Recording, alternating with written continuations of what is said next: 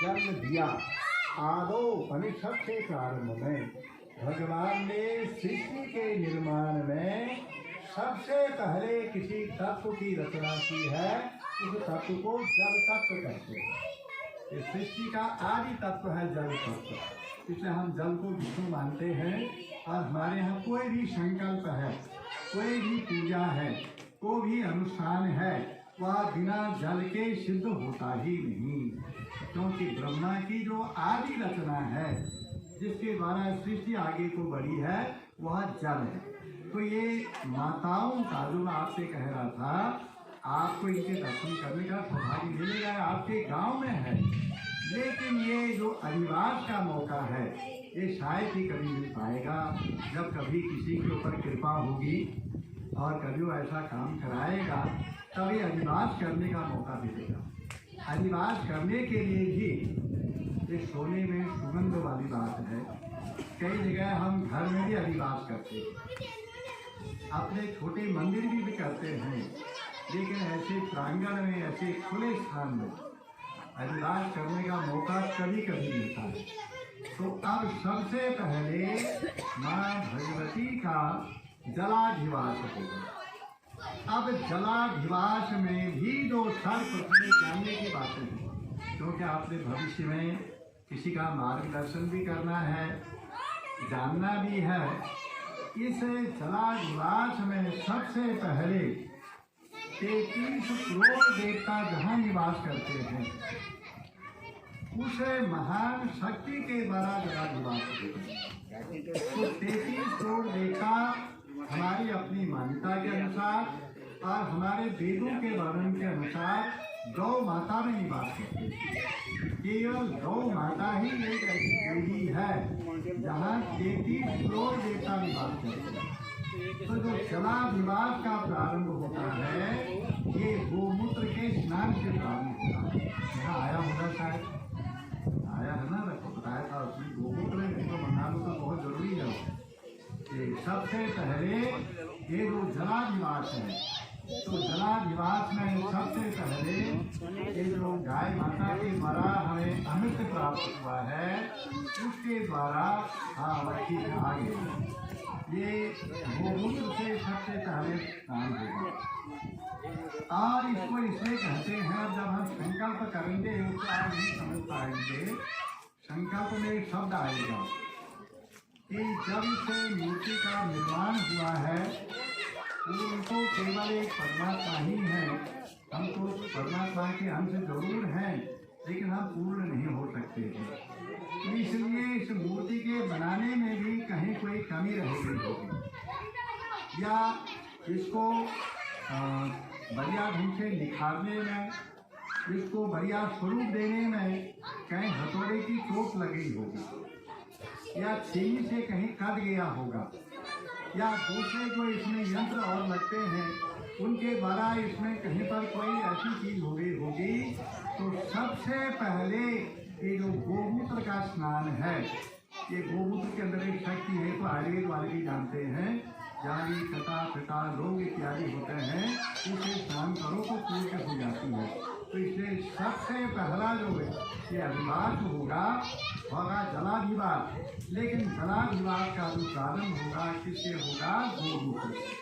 ये जानने की योगी बातें जो मैं कह रहा था कि आज तो हमारे गांव के लिए एक सुनहरा दिवस है।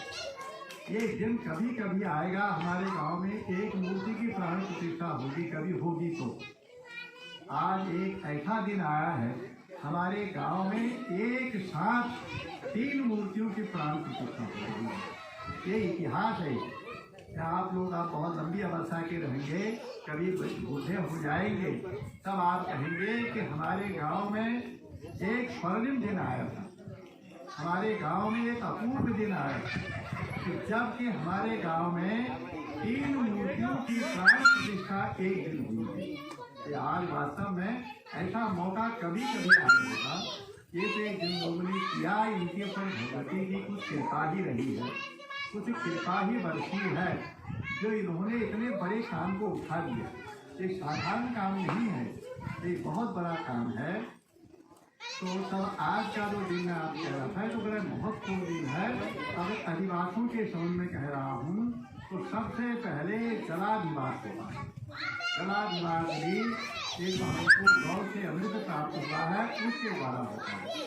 फिर ये जो सब नदियाँ हैं, जितनी नदियाँ हैं, ये नदियों का जल जो भी प्राप्त हो जाए, तो नदियों के जल में भी अपूर्व शक्ति है। और उसमें भी जो हमारी गंगा माँ है, जिसके जल की तो महिमा ही निराली है, सभी लोग कहते हैं। तो वह सब तीर्थों से लाया गया, सभी नदियों से लाया गया जो जल है, उस जल में माँ का जो अधिवास है वो अधिवास कराया गया। तो वैसे इस अधिवास में माँ को रहना चाहिए था 24 घंटे, पर अब हमारे पास 24 घंटे का समय है नहीं। 24 घंटा बहुत हुआ, तो हमको अब थोड़ा सा अपने हिसाब से कोई काम तो करना पड़ेगा, उसका हिसाब तो लगाना ही पड़ेगा। हर अधिवास को हम कितना समय देंगे। तो सबसे पहले जलाधिवास होगा, दोनों मूर्तियों का जलाधिवास।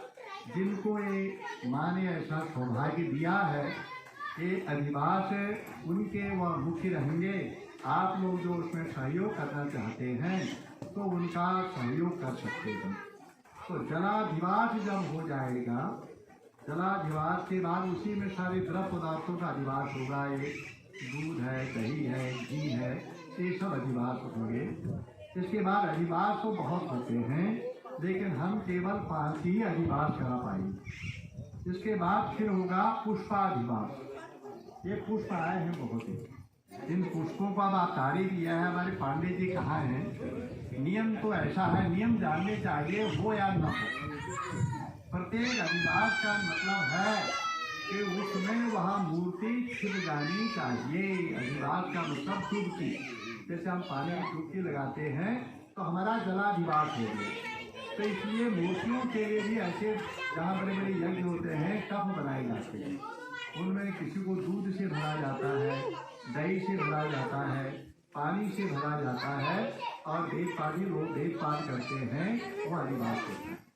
अधिवास के बाद फिर दूसरा नंबर आता है पुष्पाधिवास का।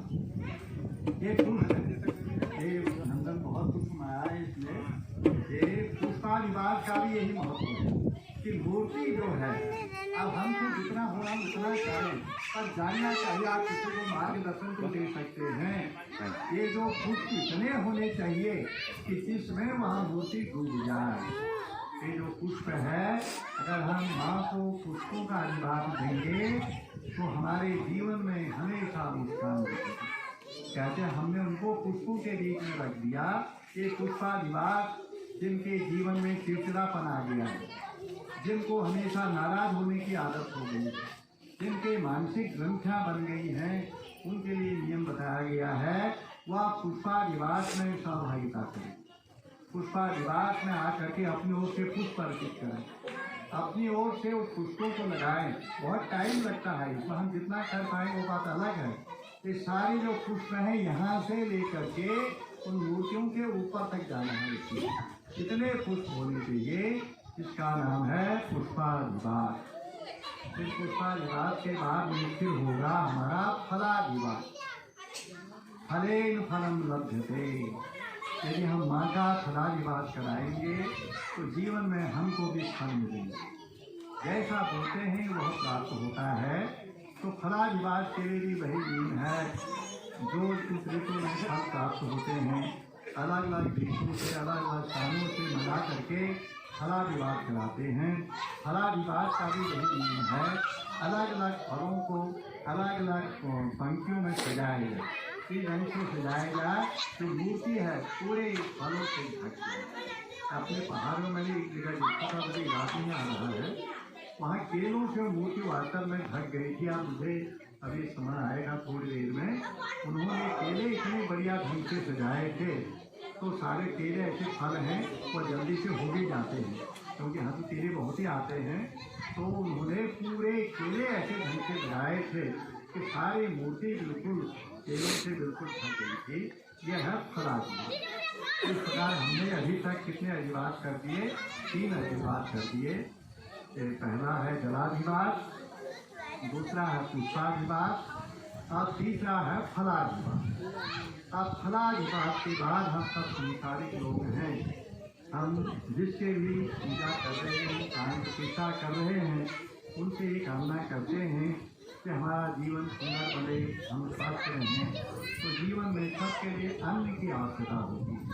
तो जो चौथा अधिवास होता है ये अन्नाधिवास है। तो जो अन्न है, अन्न भी ढंग से डालना चाहिए ताकि ये जो मूर्तियाँ हैं वह डूब जाएंगी। तो इसलिए लोग जहाँ बड़े बड़े जैसे होते हैं चारों तरफ से अच्छी व्यवस्था बनाते हैं और चावल से गेहूँ से उन मूर्तियों को ढक देते हैं। और फिर इसकी ऐसी व्यवस्था है जो चाहते हैं कि हमारे घर में अन्न की वृद्धि हो, धन की वृद्धि हो। जो अन्नाधिवास होता है उसको सब लोग अपने अपने घरों को ले जाते हैं और प्रसाद के रूप में अपने घर में रख देते हैं। ये अधिवास की चीज़ों का बड़ा महत्व है, क्योंकि हमने भगवान का अधिवास कराया है, तो ये अन्नाधिवास हो रहा है। तो अन्नाधिवास के बाद अंत में सब होता है वस्त्राधिवास। वस्त्राधिवास का मतलब है सारे अधिवास करने के बाद हमने जिनकी हम पूजा कर रहे हैं उनसे हमने कामना कर रही है कि अब आप विश्राम कीजिए, क्योंकि आपने इतने अधिवास किए हैं। फिर क्या होता है कि वह वस्त्राधिवास, तो हमने उनके लिए आसन बना रखे, कपड़े बना रखे। अभी वह कपड़े नहीं हैं कि अधिवास के कपड़े अलग होते हैं। मैंने कहा हमसे जितना हो रहा है हम उतना करें, लेकिन जानना चाहिए कि वस्त्राधिवास का मतलब है कि माँ को वस्त्रों से बिल्कुल ढक दे और इन वस्त्रों को आशीर्वाद रूप में सबको देना चाहिए। बात है वो जो वस्त्र हैं किसी एक के लिए नहीं होते हैं, वह सब आशीर्वाद के रूप में ले जाते हैं। चाहे चुन्नी है, दूसरे वस्त्र हैं, तो वह उसको वस्त्राधिवास से सैयाधिवास कहते हैं। सोने का अधिवास है। सोने के जब ये 5 अधिवास हो जाएंगे, अधिवास और भी हैं वैसे, सुगंधित पदार्थों का अधिवास है, रत्न का अधिवास है और भी अधिवास हैं, पर ये हमने जितने गिने जितना हम कर सकते थे वह 5 अधिवास अभी होंगे। ये जो 5 के 5 अधिवासों का अब नंबर आने वाला है। ये ज़्यादा समय आपका नहीं लूँगा, लेकिन आप मेरी बात सुन रहे हैं तो इसलिए अपनी बात को मैं सुना देता। मैं चाहता था कि भगवंत सिंह जी आपको सुना दे तो बढ़िया था, क्योंकि मैं उतना बढ़िया सुना नहीं पा रहा था। ये अधिवास हैं, इन अधिवासों का महत्व है। इन अधिवासों के विषय में जो हमारी सारी जानकारियाँ हैं तो ये मैंने आपको बताया। और ये जो हम अधिवास कर रहे हैं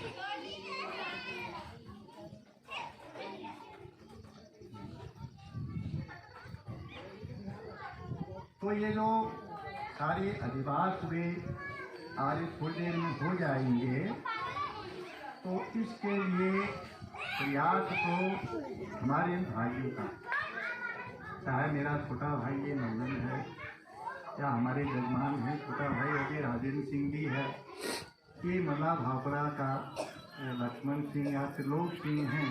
प्रयास तो जिनका है, पर इनको प्रयास करने के लिए, प्रेरित करने के लिए कहीं न कहीं से प्रेरणा मिली होती। बिना प्रेरणा के कार्य नहीं।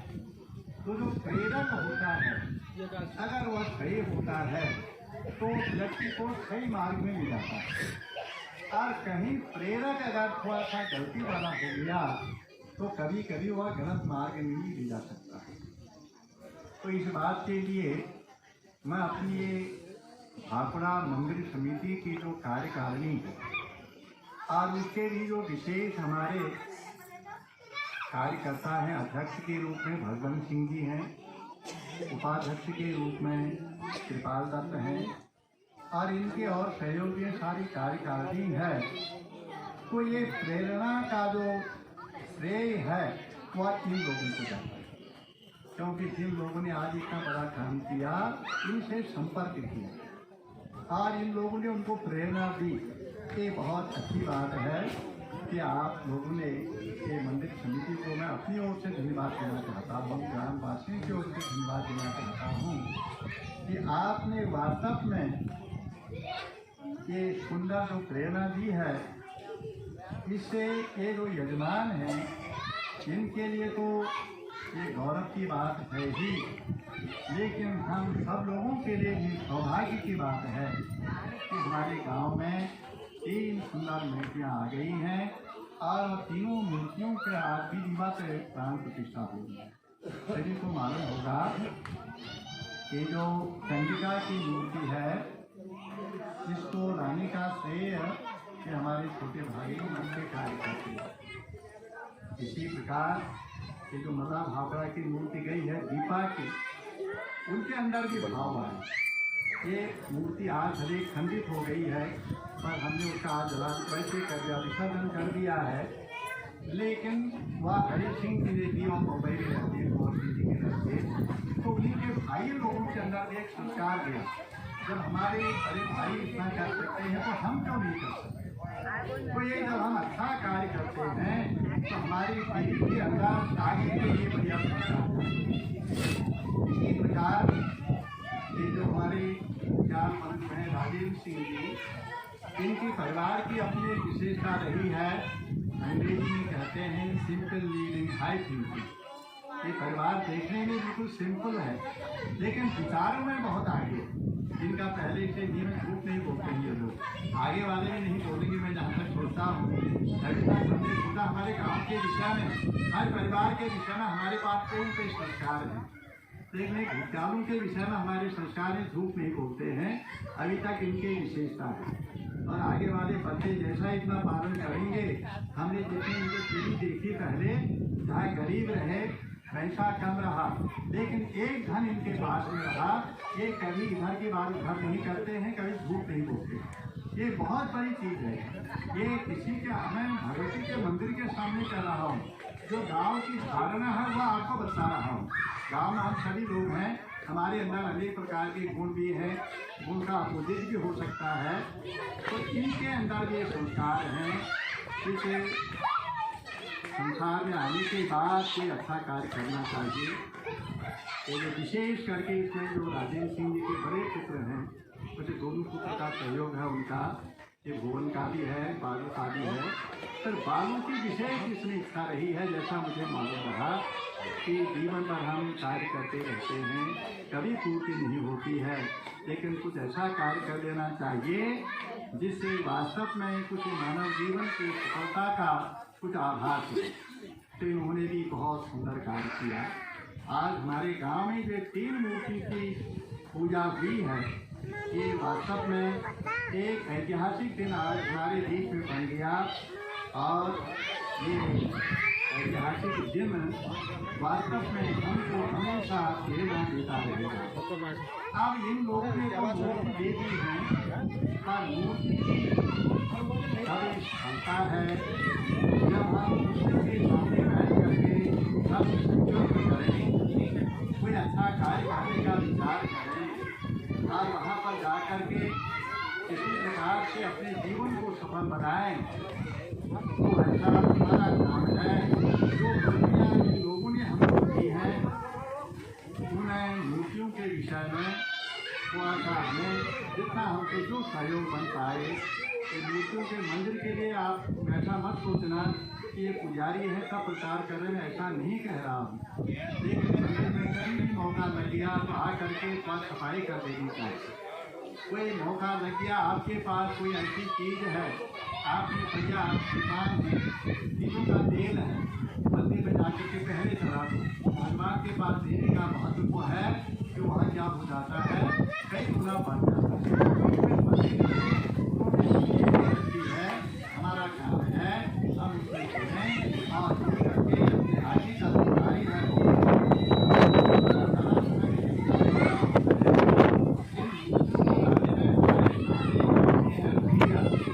अब आपके लिए हमारे गाँव में हमारे तो आप कहेंगे आप तो पंडित हैं, भगीरथ तो क्षत्रिय वंशी राजा हो गए हैं, पर वह गुण है, गुण इनमें हमारे जवाई भी हैं भगीरथ। जैसे इन मूर्तियों को वह लाए हैं वहाँ और उन्होंने हमारे लिए कितना त्याग किया ये सब लोग जानेंगे। कई बार वह अलीगढ़ गए, अलीगढ़ से बनेंगे, हाँ अलीगढ़ कई बार नक्शा किया, कई बार उसको टोका जहाँ बनता है तुमने ऐसा नहीं बनाया, ऐसा नहीं बनाया। ये जो मूर्तियाँ हैं ये अष्ट धातु की मूर्तियाँ हैं। इस अष्ट धातु में सोना भी है, चांदी भी है इसमें, और बाकी तांबा, पीतल, कांसा, दस्ता इत्यादि वह सब हैं। तो सारी चीज़ें हैं और ऐसा बताया गया है कि मूर्तियों में सोना अपने सामने का। तो दिल्ली से नंदन को लेकर के अलीगढ़ गए, सोना गलाया, सोना गला करके उसका जो द्रव पदार्थ वो बनाया, तब मूर्ति में पूरा डाला, तब बनाया। कितना बड़ा कार्य, एक दिन का कार्य नहीं है। तो पांडे जी ने आपने बहुत अच्छा कार्य किया है। ठीक है, ये आपको हमारे जवाई है, बार बार आओगे हम तिलक भी लगाएंगे आपको, पर आप हमारे जो गाँव वालों के लिए आप बहुत बढ़िया काम किया है, उसको आप हमेशा याद करते रहेंगे। और इतना ही मातृभूमि से बदलना करते हैं, आपके द्वारा ऐसे सुंदर कार्य होते हैं। और आज हमको ज़्यादा समय नहीं देना है। ये प्राण प्रतिष्ठा कार्यक्रम के लिए बहुत पंडित थे आज हमारे पास, अब इतने हमको मिल नहीं पाए, फिर भी करीब करीब हमने बनाया था 15 पंडितों का आयोजन। तो 5 वहाँ, 5 भूटान लोगों की ओर से और 5 लंदन की ओर से। तो ऊपर भी हैं जितने होंगे 4, 5 या 3 हैं, और यहाँ तो करीब करीब हैं। तो इस कार्यक्रम को संपन्न करने के लिए सभी हमारे गुरु आए हैं। हमारे गुरु जी उदयपुर से और पूरी जी कविता जी करके आप उनको सब जानते हैं। जसपुर से संतोष जोशी जी आए हैं और प्रमोद जोशी जी आए हैं। शिरा से अच्छा विद्वान लड़का आचार्य है, आनंद आचार्य आनंद कहते हैं इसको, तो ये आनंद आया है। और बाकी हम तो रोज आपके पुरोहित ही हैं, गाँव के ही भाई बंधु हैं। तो जितने भी आप ये पंडित लोग आए हैं, तो आपका मैं जजमानी की ओर से और इस मंदिर समिति की ओर से और गांव की ओर से हार्दिक अभिनंदन है। और ये नाथ आए हैं, नाथ तो नाथ तो सभी के नाथ हैं। वह जब आ जाते हैं जो भी अपूर्ण बोला हम उसको अपूर्ण रह गया, उसको उनके आने के बाद में पूर्ण हो जाता है। अब ये ज़्यादा समय नहीं लेना है मैंने, क्योंकि अभी ये अधिवास होने हैं, बहुत सुंदर कार्य होना है। तो आगे का जो कार्यक्रम है, इस कार्यक्रम को हमने चलाना है। और आज विशेष करके प्राण प्रतिष्ठा के बाद में भंडारे का आयोजन है। भंडारे में सब ने रहना है, घर से जो भी आ सकते हैं, बूढ़े बच्चे सबको यहाँ लाना है। और यहाँ जो प्रसादी बन रही है, प्रसादी को जरूर ग्रहण करना है। सारे हमारे चाहे भाकुड़ा के हैं, ग्वाली के हैं, नगर गाँव का ये भंडारा है।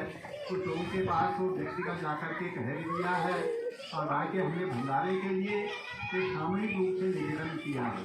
चाहे इसमें थोड़ी देर हो जाए, उसमें ज़्यादा देर नहीं होगी, क्योंकि जो हमारे अन्नपूर्णा के पुजारी हैं मंदिर पुजारी जी, वो आपके लिए आप बिल्कुल सबके पंडित जी हो गए, सब मामा जी कहते हैं उनको। हमारे बच्चे के मामा हैं, तो यहाँ मामा मामा करके बच्चे हो गए हैं। तो वह मुख्य रूप से कार्य करते हैं, टाइम पर हो जाएगा कोई, लेकिन आना सब ने है। क्या हमको प्रसादी कोई दोबारा भी तैयार करनी पड़े तो हो जाएगी, लेकिन प्रसादी को आप सब ने ग्रहण करना है। अब थोड़ा सा और कह दे रहा हूँ।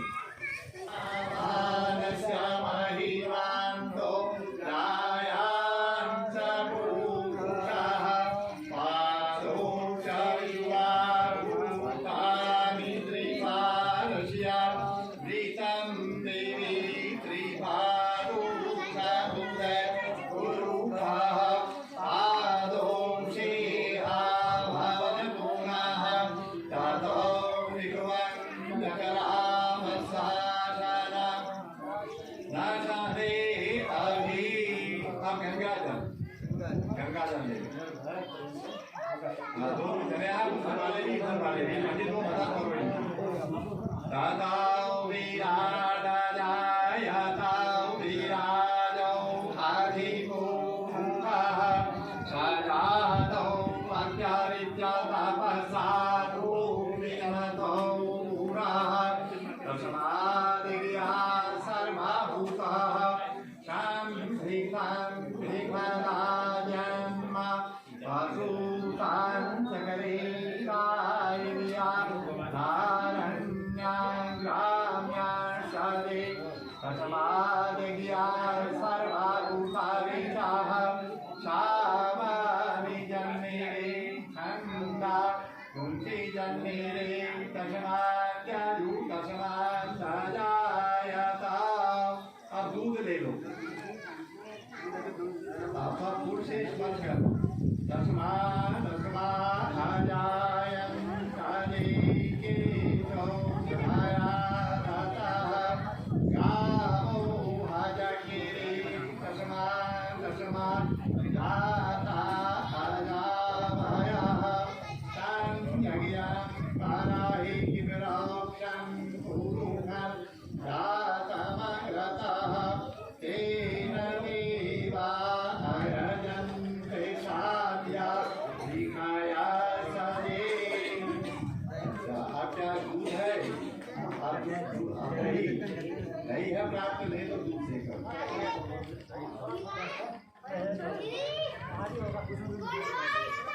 ज्ञान गुरु ज्ञान ज्ञानो कादि भाव जगताया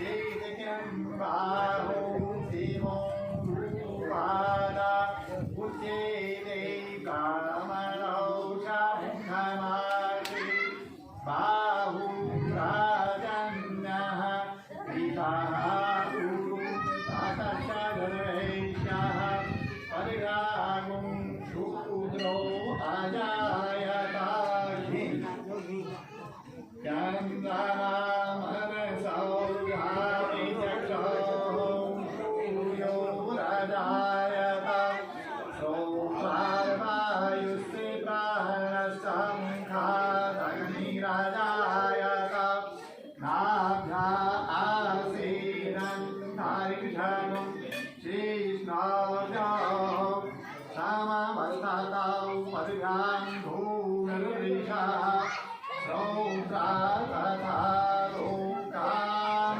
सकल्पयन्नामनु जलपुरुषेरहविखादेवाजगमतं वद वसन्तो जातिधार्यं ग्रीष्मैनमः शरद्धविः सप्ताशासं परिभयत्री सप्तशमिनः विभाः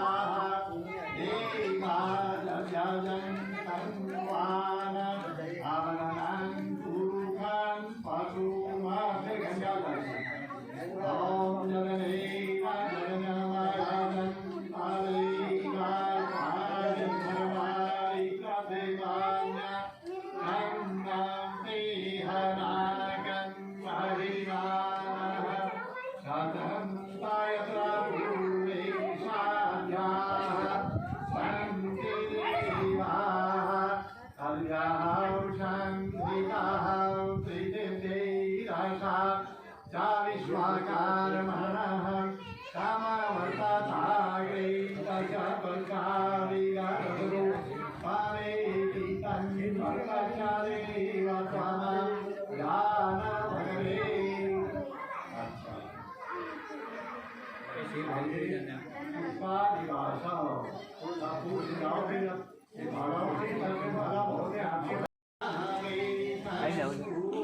फूल चढ़ाओ, फूल फूल फूल अभी फूल चढ़ा के चढ़ाते रहो फूल बिल्कुल आगे चढ़ा चढ़ा जाओ मान हो भाई भरते रहो पर आगे ये पर आगे धीरे में चलता रहो आराम से आराम से आराम से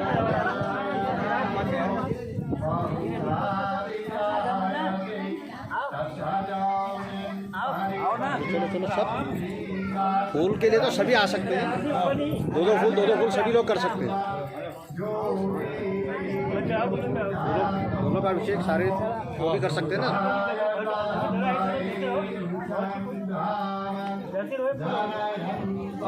दोनों अभिषेक बैंगलोर में कर सकते नहीं। हाँ हाँ वही बनाते रहो, आ जाओ। पसीने जो बैठे बुलाओ, आड़ दियो। वो पसीने उनको बुलाओ, अध्यक्ष जी बुलाओ उनको।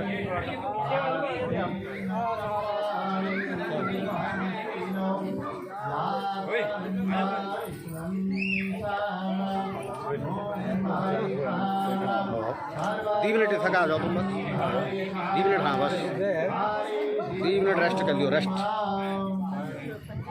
हो गया है। चल रहा है। उसके बाद फला विभाग का नंबर आ रहा है, फला विभाग के लिए आगे आ जाओ। हाँ हाँ, जितने भी फल वाल हैं सब हैं। केले चाप सब मैंने फल क्या ओम कृत्युगाय नमः हृदय दशामि। ओम त्रिपायाय नमः हृदय दशामि। ओम महाभागाय नमः नितंबे दशामि। ओम कलिप्राधाय नमः जंगो दशामि। ओम महाकालाय नमः शरीरे दशामि। ओम विघ्ननाय नमः दशनाय दशामि। ओम विष्णुभ्यो नमः सर्वांगेषु दशामि। फिर करते रहना है। ओम ब्रह्मणाय नमः मुखे दशामि। ओम सत्याय नमः बाहो दशामि। ओम वैश्याय नमः पूर्वो दशामि। ना वो ओम सूर्याय नमः पादयो दशामि। पैरों में। ओम शंकरेभ्यो नमः पादाग्रे दशामि।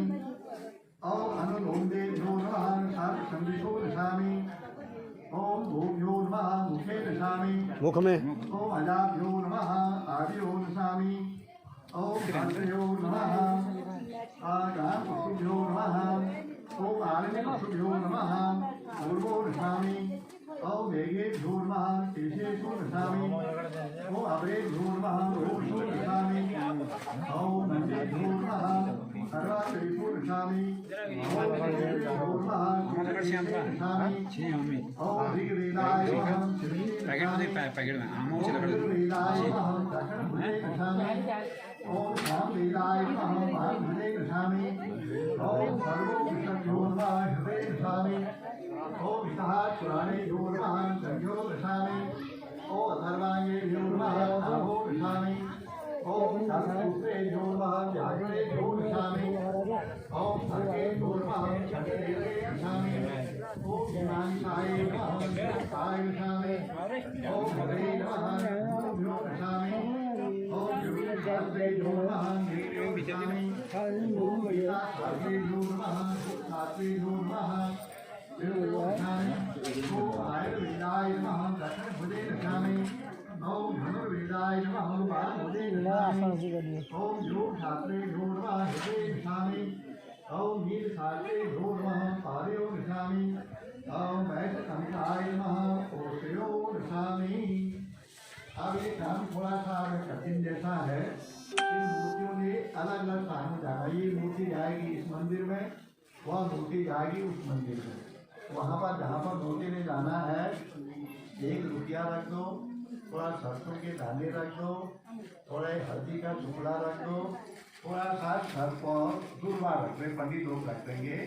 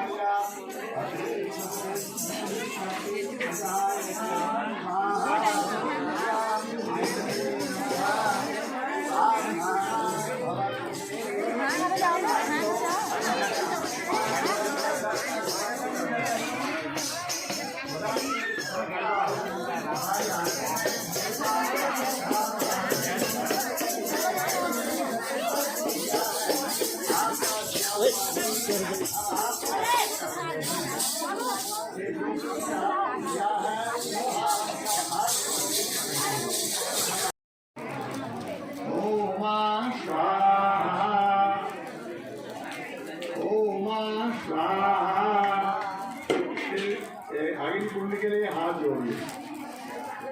ओम शरणागत दीनात्रम परित्राणपरायणे सर्वस्याति हरिणी नारायणी नमोस्तुते। ओम काशी देवी नमो नमः। ये पहले की आहुति दीजिए।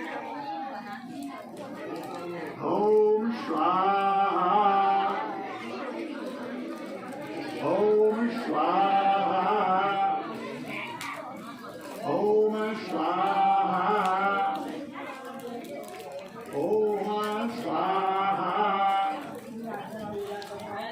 ओम स्वाहा ओम स्वाहा ओम स्वाहा ओम स्वाहा